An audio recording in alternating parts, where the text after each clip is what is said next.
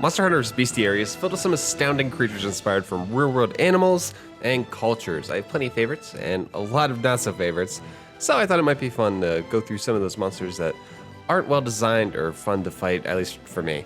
This isn't going to be a super serious list, and it's also not a hardest monster list, but this is merely my opinion of monsters that may have a simple and predictable pattern that make it a boring fight. They might have a cheap and unfair balance towards a properly equipped player or a group of players, or they might have a design that is offensive towards the game world or is out of place. I'm also only including monsters that appear in the mainline games, so don't expect to see any monsters from Monster Hunter Frontier or Monster Hunter Online on this list. Subspecies are bundled with their regular counterpart as well. So let's go ahead and get started with the top 5 worst monsters in Monster Hunter.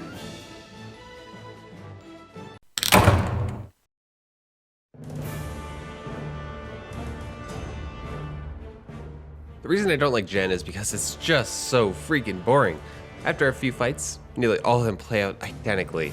There's very little variety between fights, and it feels more like a checklist than anything. It's always in the same areas, use the same items, and there's no real surprises.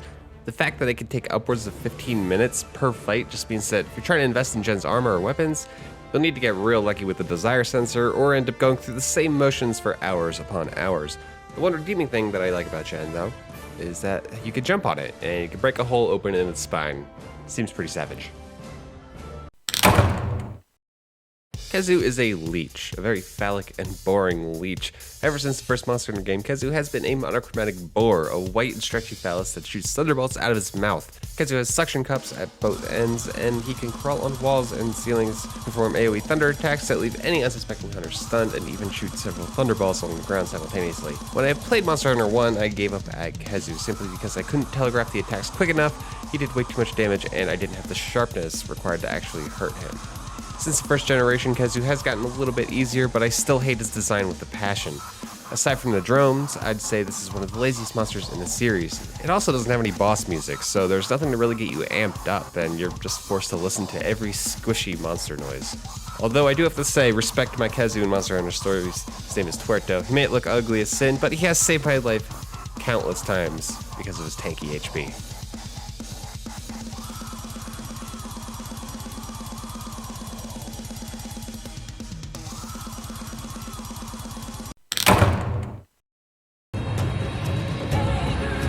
And exclusive to 3rd generation, Sadeas is a giant underwater golden whale with a magnificent beard.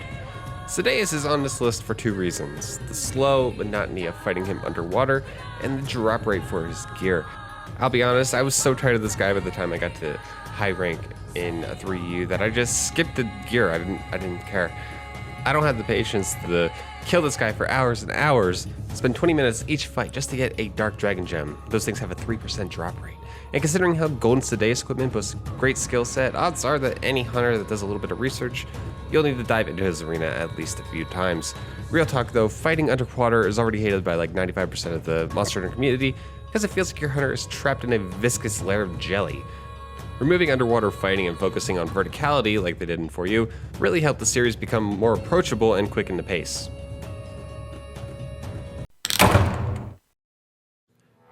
Kirin is one of my least favorite monsters to fight for a few reasons.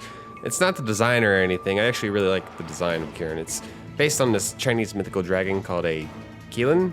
I don't know how to say that. According to the Wikipedia page, it was often represented as a stylized giraffe in ancient China. Capcom didn't apparently get the memo though about the whole good omen thought to bring prosperity or serenity, because Kirin is not prosperous and it sure as hell doesn't make you feel serene. Kirin is fast. Too fast, I'd say, because it almost never stops moving. It only has a handful of attacks, and none of them are particularly damaging. Kirin just leaps around aimlessly like a Kelpie. When it's enraged, it's even harder to hit, and it's faster because you can only attack its horn. Fighting Kirin with dual blades is an exercise in monotony. Now, if you've been watching me since the 3 Ultimate days, years back, you know any form of Diablo is my least favorite monster ever. It's not too much of a surprise, really, because I'm not a huge fan of monsters that go underground or go out of reach for extended periods of time. Add in that Diablos is fast, hits hard, and is constantly screeching. You'll need a good set of earplugs, both in-game and real life, to fight this guy. When you throw Black Diablos into the mix, which is supposed to be a female in heat, Things go from bad to worse, as one hit will often make you dizzy, which then holds you in place just long enough that you're almost guaranteed to be hit again. Not to mention that both the Gunner and Blade Master armors are kind of lame looking. Diablo's easily gets my pick for my least favorite monster to hunt in the series so far.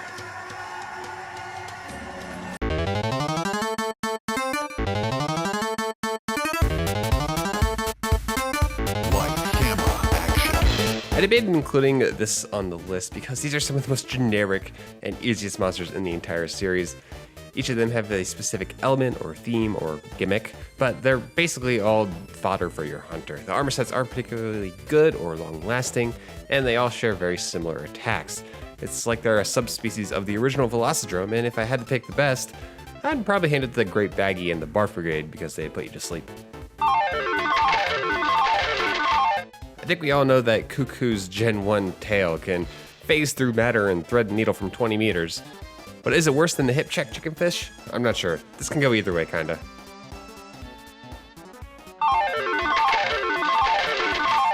According to a small subset of the Monster Hunter community, aka the Monster Hunter Amino app, which you should totally download, a lot of people understandably hate the Kazu.